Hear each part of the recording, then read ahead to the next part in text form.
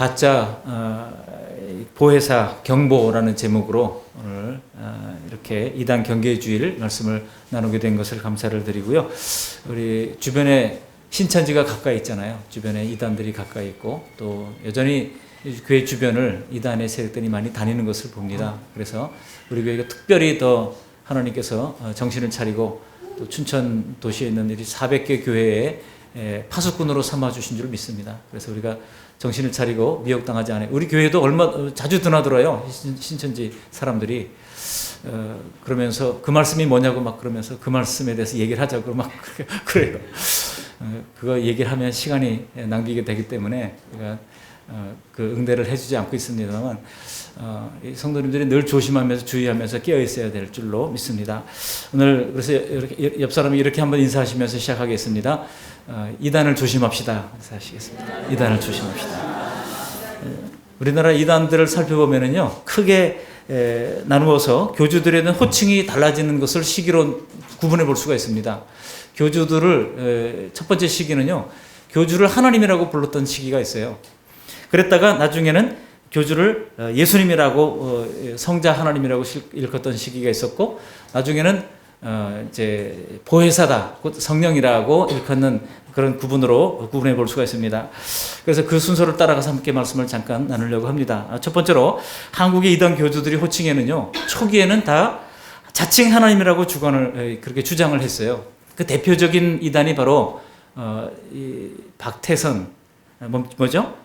이 전도관 천부교라고 불리기도 했고 신앙촌을 만들어서 신앙촌으로 이제 모여와야 산다 이렇게 했던 사람들입니다. 그때 박태선 저희 가족 중에 저희 집안에도 그런 사람이 있었어요. 그래가지고 가족들 모일 때마다 얼마나 그냥 교회 다니는 거 다 가짜라고 그러고 막 그래서 집안 분위기를 혼란스럽게 만들었는지 몰랍니다. 그런데 나중에 다 회개하고 돌아왔어요. 지금은 열심히 신앙생활 잘하고 있는 거 감사한데요. 이 박태선이 그때 자기 나이가 15,000살이라고 그랬어요. 자기 나이가 15,000살이라고 얘기를 하면서 죽지 않는 하나님이라고 얘기를 했습니다. 그를 신격화시키기 위하여 근본도 없는 이상한 책을 가지고 주장을 하면서 소위 격암유록이라고 하는 책을 이조 시대에 있었던 그런 비록이라고 하는데 그거를 가지고 자기에게 적용을 시키면서 이제 격암유록이 결국은 자기에 대한 얘기다 이렇게 주장을 하면서 신격화시키는 일이 있었습니다. 통일교 문선명은 어떻습니까? 국내에서는 자칭 하나님이라고 하다가 외국에 나가서 스스로를 하나님이라고 그러니까 사람들이 씨도 안 먹히잖아요. 그러니까 이름을 바꿨어요. 이 True Father라고 이름을 바꿨습니다. 참 하나님이라고 그렇게 소개를 하면서 많은 이 소책자들을 써가지고 그 자신을 True Father라고 하면서 이렇게 이단 세력을 확장시켜 나갔고 지금 일본에는요 우리나라보다 훨씬 더 많은 통일교들이 일본에서 활동하고 있고 일본에는 교회가 하나도 없는 도시들이 많습니다. 그런데 교회가 하나도 없는 도시들에도 꼭 교회가 2개는 있어요. 근데 공교롭게 2개 다 이단이에요. 하나는 여호와의 증인 교회고요. 또 하나는 통일교 교회입니다. 이럴 정도로 일본에 많이 뿌리를 내리고 있는 것이 이 통일교 교회입니다. 그러면서 그동안 이제 종교단체가 아니라 기업체로 역할을 하면서 변신을 해왔고요. 또 최근에는 여수를 이제 여수 있잖아요. 저 전남의 여수를 통일교회 성시라고 이야기를 하면서 많은 투자를 지금 하고 있는 가운데 있습니다. 그런가 하면 영생교 조희성이라는 사람이 자칭 하나님이라고 주장을 했었죠. 그러면서 경기도 소사 땅, 지금은 부천시랑 통합이 되어가지고 부천시 소사구 이렇게 되어 있습니다만 이 소사 땅이야말로 정말 지구가 무너질 때 솟아날 유일한 구멍이 거기다. 그리 모여서 산다 그래가지고 사람들을 다 그쪽으로 모아서 영생교 본부가 있는 곳이기도 합니다. 그리고 하나님의 교회 안상홍이라는 사람은 자칭 하나님이라고 하다가 안상홍이 죽죠. 1985년에 죽습니다. 죽었는데 다시 살아날 거라고 해가지고 장례를 치르지 않고 3년 동안 두고 있다가 나중에 발각이 돼서 벌금도 물고 그리고 이제 장례를 치르게 됐는데 그때 그의 아내 장길자를 이제 하나님은 그때 주장했던 게 뭔지 아십니까? 하나님도 암수가 있다고 주장을 했어요. 그래가지고 이제 아버지 하나님이 죽으면 어머니 하나님이 있다 그래가지고 이 장길자를 어머니 하나님으로 모시고 지금 하나님의 교회라는 이름으로 활발하게 활동을 하고 있습니다. 서울대 근처에 가면은 엄청난 그 회관을 짓고요. 아주 그냥 뭐 영국의 황실로부터 무슨 표창을 받았다고 봉사활동을 열심히 하거든요. 여러 단체들을 만들어가지고 이름 바꿔가면서 봉사활동을 많이 하기 때문에 모르면 표창을 줄 수도 있죠. 그거를 굉장히 대대적으로 홍보하면서 이렇게 하고 있습니다. 문제는 신천지와는 달리 이 하나님의 교회는 굉장히 도덕성에 근거를 하고 있다는 거예요. 자칫 미혹당하기가 쉬운 그런 환경 가운데 있기 때문에 많은 사람들이, 실제로는 우리가 신천지가 하도 뭐 드러나는 일을 많이 해가지고 대단한 것 같지만 지금 이 하나님의 교회가 약 40만 명을 돌파한 것으로 이제 파악을 하고 있습니다. 그러니까 신천지가 지금 20만 명 좀 넘었거든요. 14만 4천 명만 구원받는다 그러다가 요즘 그 소리에 쑥 들어갔어요. 왜냐하면 자기네 20만 명 넘으니까 이제 그 얘기를 하기가 좀 어려워졌고, 또 내부적으로도 진짜 14만 4천 명 안에 들어갈 사람들이 또 따로 있다 얘기해서 내부적인 좀 분란이 일어나고 있는 상황 가운데 있습니다. 이렇게 초기에 우리나라에 있었던 이단들이 보면 자칭 하나님이라고 하는 주장들이 대단히 많았어요. 그리고 그 다음에 두 번째로는 자기가 재림 예수라고 주장하는 그런 사람들이 있었습니다. 우리에게는 좀 생소합니다만 구인회라든지 이뢰자 여사라든지 이런 사람들이 자신을 소위 자칭 재림 예수 혹은 다윗의 위로서 이 그리스도 재림하신 그리스도라고 주장하는 그런 사람들이 있었습니다. 그렇지만은 이것도 다 거짓임이 드러났습니다. 구인회라는 사람은 재림 예수라고 주장을 하다가 감옥에서 세상을 떠나게 되죠. 그리고 그의 추종자들은 그의 죽음에도 불구하고 그를 재림 예수로 믿고 지금도 따르고 있습니다. 또 어린 종이라고 불렸던 장막 성전의 유재열이라는 사람이 있어요. 신천지의 다 근원이죠. 거기가 유재열이라는 사람이 얼마 전에 현대종교에서 인터뷰를 했던 것이 나옵니다. 여러분 보셨어요? 현대종교에서 인터뷰를 했어요. 인터뷰를 안 하다가 했는데 이제 신천지에서는 이렇게 주장한다 그러니까 자기가 나와서 그거 아니다라고 이제 얘기를 했고, 자기는 회개하는 마음으로 이제는 과거에 자기가 어린 종이라고 그랬던 그것들을 다 회개하고 이제는 요식업 체인점을 하면서 사업가로 변신해서 지금 조용히 신앙생활하고 있습니다. 한번 그런 딱지가 붙었기 때문에 유재열이 어디를 가든지 그것을 이제 피하기가 어려운 상황이죠. 근데 과거 이런 것들이 많은 사람들한테 영향을 주고 그것이 또 다른 모습으로 계속해서 오늘날까지 이어지고 있습니다. 그다음에 마지막 세 번째 단계가 자신을 이제 성령 하나님, 보혜사라고 주장하는 단계예요. 이 보혜사라고 하는 칭호를 인간을 신격화시키는 도구로 이용하고 있는 거예요. 우리나라에서 자칭 보혜사로 등장하고 있는 사람들이 여럿이 있습니다. 먼저는 우리가 신천지 증거 장막 성전 우리 이만희 교주가 그렇고요. 또 하나는 하나님의 교회 안상홍이 그렇습니다. 또 장막 성전의 홍종효라는 사람, 또 예수 왕권 선교회의 심계숙이라는 사람, 이런 사람들이 자칭 보혜사라고 주장을 하는데, 이런 사람들이 우리 총회 이단 대책위원회에서 파악한 것으로 따르면 약 40여 명이 우리나라에 활동하고 있다고 합니다. 자칭 보혜사라고 주장하는 사람이 그렇게 많다는 거예요. 그렇다면은 과연 이 보혜사라고 하는 칭호를 사람에게 사용할 수 있는가를 한번 살펴보도록 하겠습니다. 오늘 본문을 다시 한번 읽어보시겠습니다. 우리 16절 말씀 같이 한번 읽어보실까요? 16절. 내가 아버지께 구하겠으니 그가 또 다른 보혜사를 너에게 주사 영원토록 너희와 함께 있게 하리니. 먼저 본문을 좀 분석해 볼 필요가 있어요. 여러분, 성경은 그저 아무렇게나 읽어서 될 일이 아닙니다. 성경 속에는 대명사가 많이 나오는데 성경 속에 나오는 대명사 찾기만 잘해도 우리가 이단에 미혹되지 않아요. 먼저 여기 내가 그랬죠. 내가 16절에 내가 아버지께 구하겠. 내가 누굽니까? 이 말을 하는 주체가 누구예요? 지금 예수님이 하신 말씀이잖아요. 그죠? 여기 내가는 예수님이에요.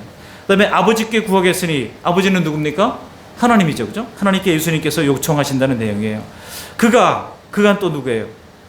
그가는 하나님이죠. 성부 하나님이 또 다른 보혜사가 뭡니까? 성령님이잖아요. 그럼 여기 또 다른 보혜사가 있다는 거예요. 보혜사가 원래 있고 또 다른 보혜사가 있다는 것입니다. 그렇다면 보혜사는 누굽니까? 처음 보혜사는 예수님이죠. 예수님이 보혜사고 그 다음에 또 다른 보혜사 성령님을 주시겠다고 하는 것이 정통교회에서 이렇게 밝히고 있는 겁니다. 근데 이단은요, 이 또 다른 보혜사를 들어서 성령님 말고 또 다른 어떤 누구가 있다 이렇게 해가지고 사람들이 헷가닥 넘어가는 거예요. 성령님 말고 또 다른 보혜사가 있다. 그러니까 이단들은 뭐를 헷갈리고 있는 거예요? 보혜사가 예수님이라고 하는 것을 인정하지 않고 보혜사를 그냥 성령님이라고 그러고, 또 다른 보혜사가 나중에 이단이 나와서 자기라고 주장을 하면 사람들이 그냥 성경만 보고 그렇네 하고 넘어간단 말이죠. 대명사 찾기를 잘해야 됩니다. 대명사 찾기만 잘해도 이단에 넘어가지 않습니다. 그래서 그들은 이 또 다른 보혜사야말로 자신들이 이야기하는 교주라고 가르치고 있는 겁니다. 그렇지만 문맥을 면밀히 살펴보면 처음에 보혜사는 예수님이고 뒤에 보혜사는 바로 성령님을 가리키는 것임을 알 수가 있습니다. 또 너희에게 주사 그랬잖아요. 16절에 보면 너희에게 주사. 너희는 누굽니까? 1차적으로 이 약속을 받은 제자들을 가리키죠. 그죠? 1차적으로는 이 약속을 받은 제자들을 가리킵니다. 그리고 궁극적으로는 장차 이 말씀을 보는 모든 성도님들을 가리키는 것이라고 할 수 있습니다.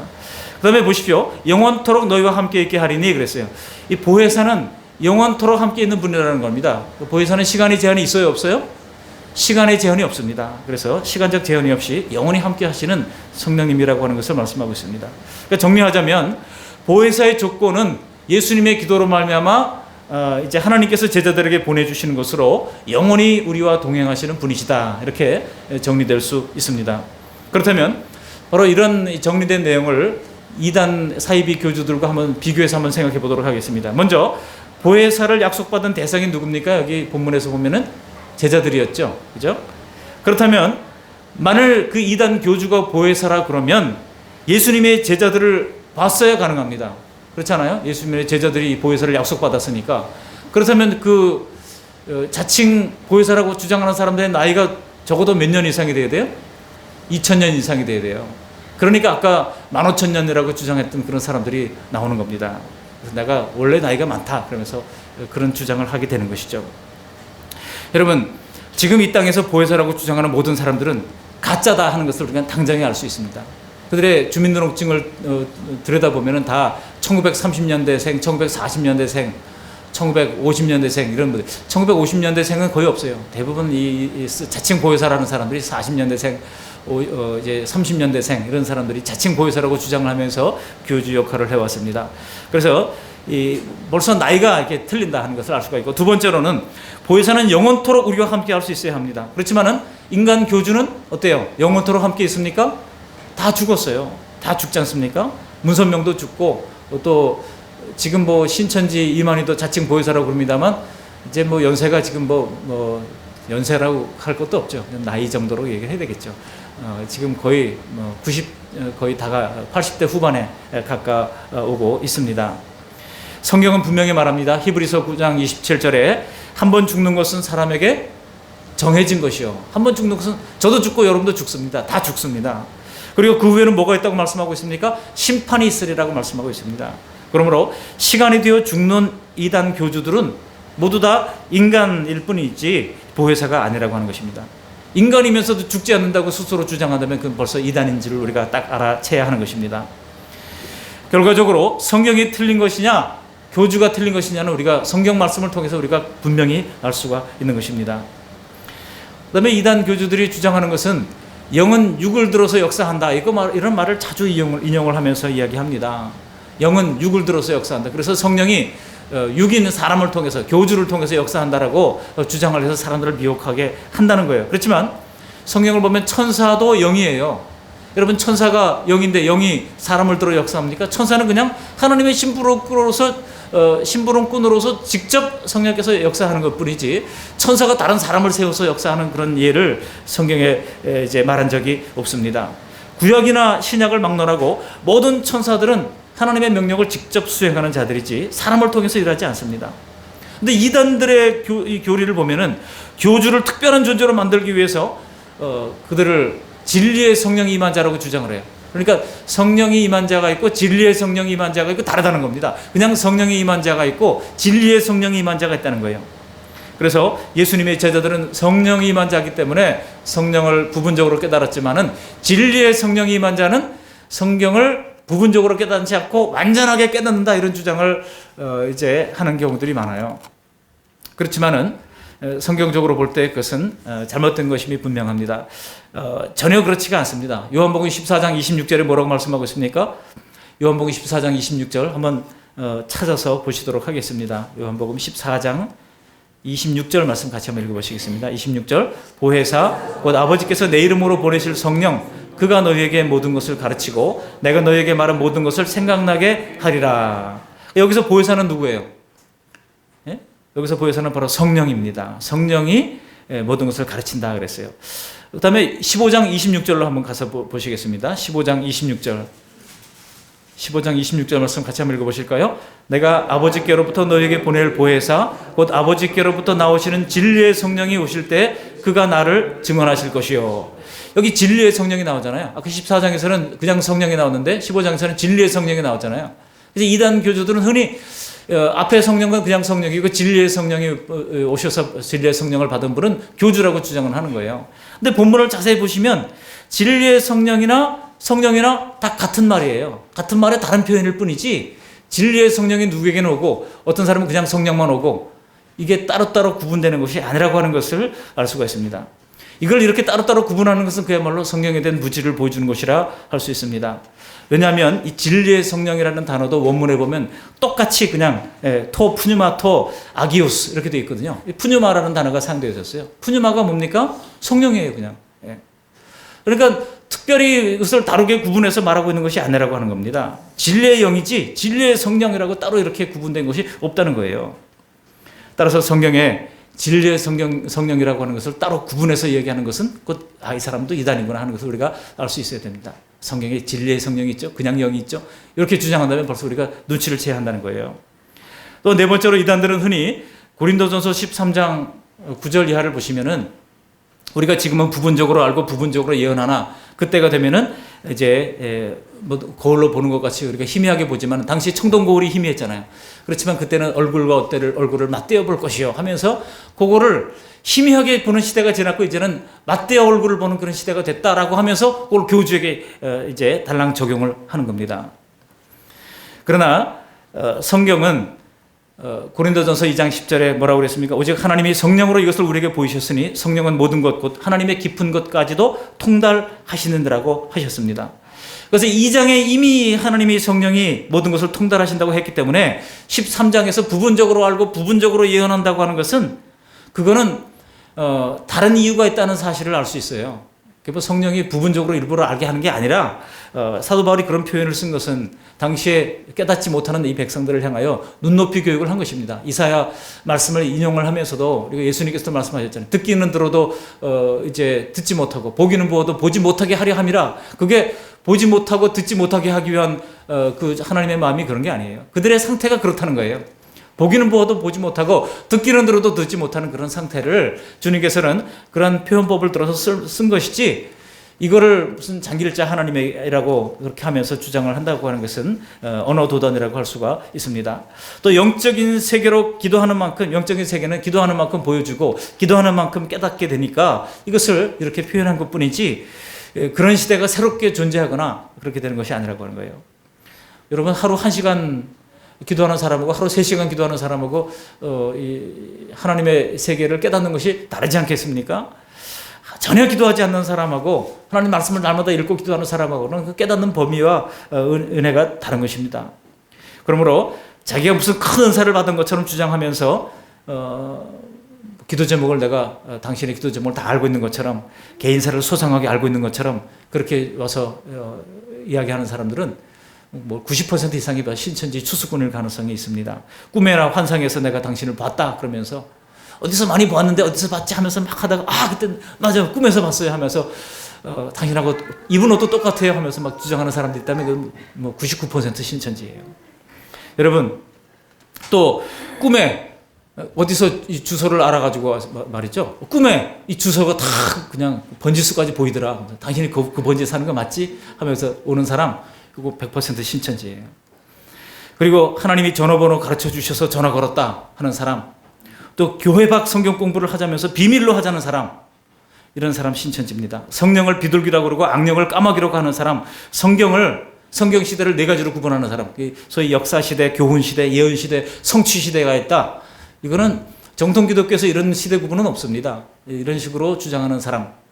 그리고 천국은 비밀로 감추어져 있기 때문에 비유를 계시로 깨닫는 사람만이 알 수 있다라고 주장하는 사람, 또 기존 교회 목사들을 개라고 하는 사람, 육적인 이스라엘과 영적 이스라엘로 구분하는 사람, 그리고 이제 성경 속에 있는 영적 새 이스라엘이 있다. 영적 새 이스라엘을 가르치는 사람, 그리고 기존 교회를 바벨론 교회라고 하는 사람, 한자 스터디를 하자고 그러는 사람, 신내림, 또 유대인 학습법, 군인들 챙겨주는 거 열심히 하자고 하는 사람들, 우리 교회도 군부대에 있는 친구들이 있습니다만 이 신천지가 특별히 젊은이들을 동원해가지고 이 군대 토요일 날 면회를 많이 갑니다. 그러면서 대대적으로 환영해줘요. 애들이 얼마나 좋습니까? 그러니까 그냥 그런 일을 하면서 아이들을, 젊은이들의 마음을 확 그렇게 이제 사로잡는 거예요. 그러면서 자기네들은 접근하지 말라고 하는 사람이 있습니다. 신천지 추수꾼들이 가야 하지 말아야 할 대상이 누군지 아십니까? 연로한 사람들 가지 말라고 하는 거예요. 연로한 사람들. 예, 나이가 60대 이상 된 사람을 갈 필요가 없다. 그 사람은 추수할 필요도 없다고 주장을 해요. 그러면 신천지식으로 따라주면 여기 저 권사님들은 다 지금 다 죽은 몸이나 마찬가지예요. 이게 다 젊은 사람들한테 그렇게 행동할 수 있고 움직일 수 있고 뭔가 좀 돈이 있고 이런 사람들에게 집중하는, 이게 어디 무슨 복음입니까? 아픈 사람들 전도하지 말라 그래요. 아픈 사람들 귀찮잖아요. 골치 아프잖아요. 그러니 이게 무슨 복음입니까? 이런 잘못된 것들을 가르친다는 거예요.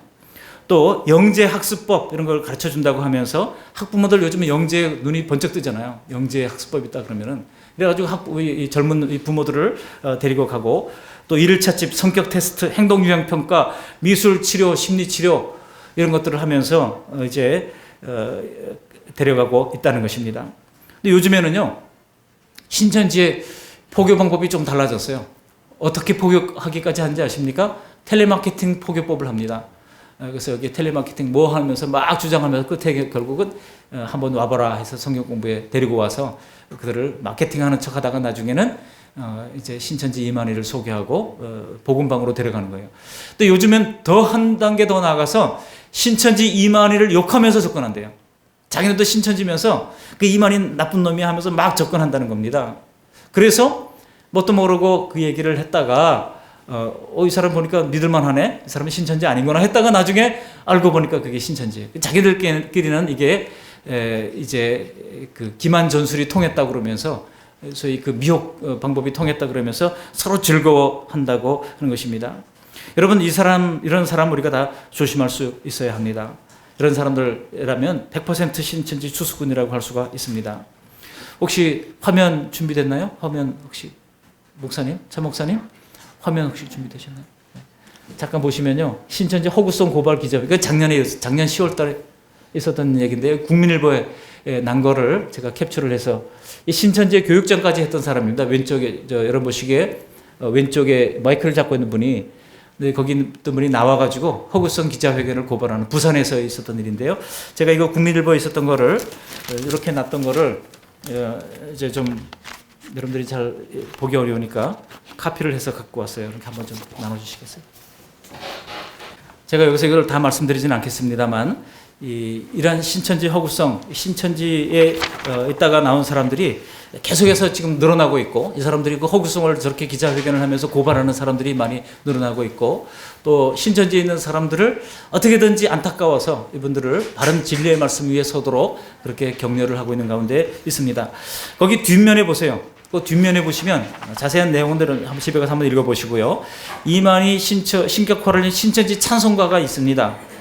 거기 현대종교에서 나온 자료를 보면은 신천지 찬송가라고 하는 것이, 이게 작년에 이게 신천지 찬송가가 없애버렸어요. 신천지에서. 왜 없앴냐면은 이거를 CBS에서 이제 이거를 가지고 주장을 하니까 자기네들은, 이만희 씨는 이걸 몰랐다고 주장을 하면서 이 신천지 찬송가를 만들었던 사람을 징계했다고, 자체적으로 징계를 했다고 주장하면서 그 신천지 찬송가를 바꿔버렸어요. 지금은 이것을 사용하고 있지는 않습니다. 근데 이게 작년 일입니다. 근데 이제 거기 3장 후렴 부분을 보세요. 후렴 부분.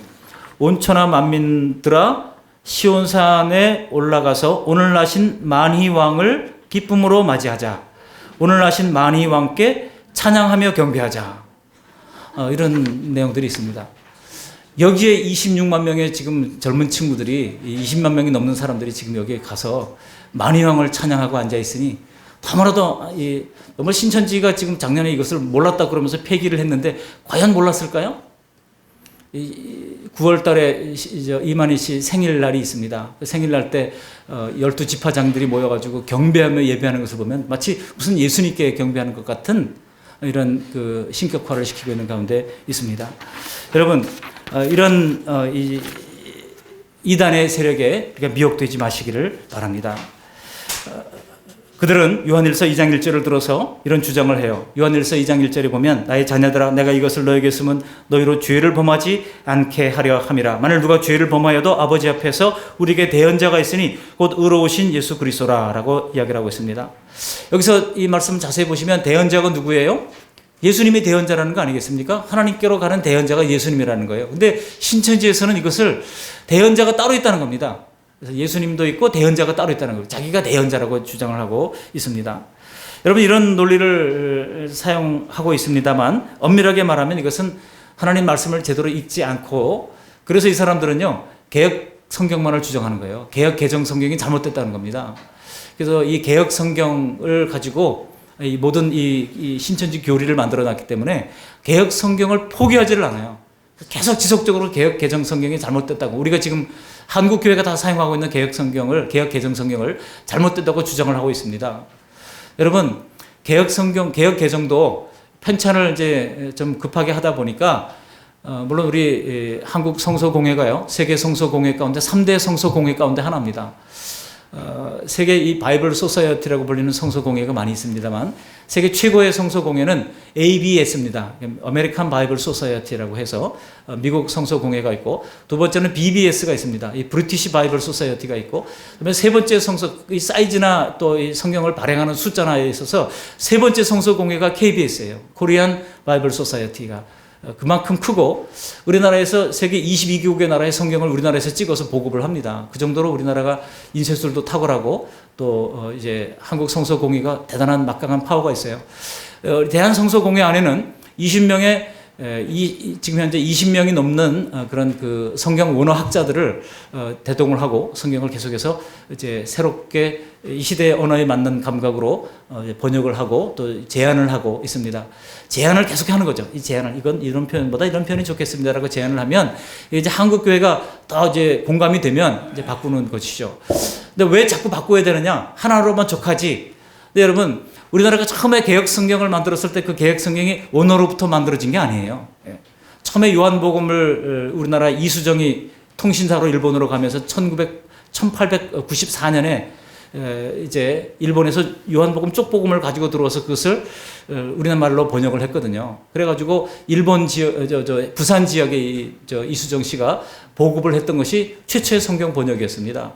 그리고 나서 또 일본어로 번역된 거, 영어에서 번역된 거 막 혼재하다가 또 중국에서 한자에서 번역된 거 막 혼재하다가 개혁 성경이 만들어졌기 때문에 개혁 성경에는 약 17,000교 이상이 지금 현재 현대인들이 이해도 못하고 잘 알 수도 없는 그런 말들이 있다 하는 것이 밝혀졌기 때문에 새로운 성경 번역을 우리가 하기 위해서 애를 쓰고 노력했습니다만 그래서 이제 만들어진 게 한국교회 연합으로 만들어진 게 지금으로부터 2005년부터 시작됐으니까 꽤 12년 전이네요 벌써 그죠? 13년 전에 2005년에 우리 개혁 개정이 만들어졌습니다. 그러니까 개혁 개정도 물론 어떤 거는 또 일치 안 되는 부분도 있고 문제가 있습니다만 그러나 개혁 성경보다는 훨씬 더 좋아요. 그러니까 우리가 지금 있는 성경을 우리가 사랑할 수 있어야 됩니다. 물론 문제가 있는 것은 또 앞으로 나중에 또 바꾸겠죠. 왜냐하면 지금 우리는 이해할 수 있어도 우리 다음 세대가 이해하지 못하는 표현이나 단어들은 다음 세대가 이해할 수 있도록 우리가 바꿀 필요가 있습니다. 그러니까 성경은 지속적으로 그 시대에 맞게 번역될 필요가 있는 책이에요. 근데 그것을 어떻게 번역해야 됩니까? 원어로부터 직접 번역해야 되겠죠. 그러니까 개혁 성경은 원어로부터 직접 번역된 성경이 아니라는 데서부터 먼저 이것은 다시 번역해야 할 이제 필요가 분명히 있었던 것이죠. 지금 개혁 성경, 개혁 개정 성경이 가지고 있는 이 문제점이라고 하는 것은 개혁 성경이 가지고 있는 문제점보다는 훨씬 더 줄어들었어요. 훨씬 더 좋은 성경이라고 그렇게 생각하시면 됩니다. 근데 신천지는 뭐를 포기할 수 없어요? 개혁 성경을 포기할 수 없는 겁니다. 왜냐하면 개혁 성경에 나오는 우리말을 가지고 근거를 해가지고 신천지 교주를 신격화하는 일을 했기 때문에 이게 무너지면 안 되니까 개혁 성경을 포기할 수 없는 거예요. 여러분 신천지는요 자꾸 개혁 성경의 중요성을 주장하는 겁니다. 여기에 미혹되지 마시고 개혁 성경 또 어린이 성경 또 뭐 요즘 좋은 다양한 성경들이 우리말 성경 많이 나오고 있지 않습니까? 그런 것들을 우리가 함께 보면서 성경을 볼 수 있다면 원어의 의미를 우리가 좀 더 분명히 알 수가 있다는 것입니다. 여러분 여기 요한일서 2장 1절에 나오는 대언자는 곧 다름 아닌 대연자를 영어 성경으로 보면은 히브리어 헬라어 성경으로 보면 파라클레이토스라고 되어 있어요. 파라클레이토스가 뭡니까? 그야말로 파라클레이토스는 변호사 아닙니까? 그게 바로 보혜사입니다. 법률적 용어예요. 변호사입니다. 성령은 우리에게 변호사 역할을 하기 위해서 이 땅에 오신 분이십니다. 따라서 보혜사는 아버지 앞에서 우리를 위하여 변호하시는 예수님과 또 그가 보내신 자 또 다른 보혜사이신 성령님을 얘기하는 것이지 또 다른 어떤 인간 지도자를 얘기하는 것이 아니라고 하는 사실을 분명히 기억하시고 이런 가짜 보혜사들, 인간 보혜사들을 조심하시는 가운데 이 보혜사를 약속받은 우리가 이제는 성령님으로 말미암아 하나님과 교통하는 그런 기쁨과 감격을 누리면서 이단에 미혹되지 않는 저 여러분들이 다 되시기를 주님의 이름으로 축복합니다. 아멘. 고마우신 하나님 아버지, 오늘 이단 경계의 주일에 특별히 이 가짜 보혜사, 인간 보혜사에 대한 하나님의 말씀을 다룰 수 있도록 은혜를 베풀어 주신 것을 감사를 드립니다. 하나님께서 은사와 능력을 공급하시고 또 성령님을 통해서 우리 가운데 내주하시면서 하나님의 일을 우리에게 맡겨진 크고 작은 일을 힘있게 감당할 수 있도록 도와주시는 것을 감사를 드립니다. 그러나 이 성령님을 받은 인간은 성령님 이외에 어떤 인간도 결코 보혜사가 될 수 없다는 것을 알게 하시고 이 땅에 수많은 가짜 인간 보혜사들에게 속지 아니하도록 은혜를 베풀어 주시옵소서. 말씀의 든든한 기초 위에 견고히 설 수 있도록 은혜 베풀어 주시옵소서. 예수님의 이름으로 감사하며 기도합니다. 아멘.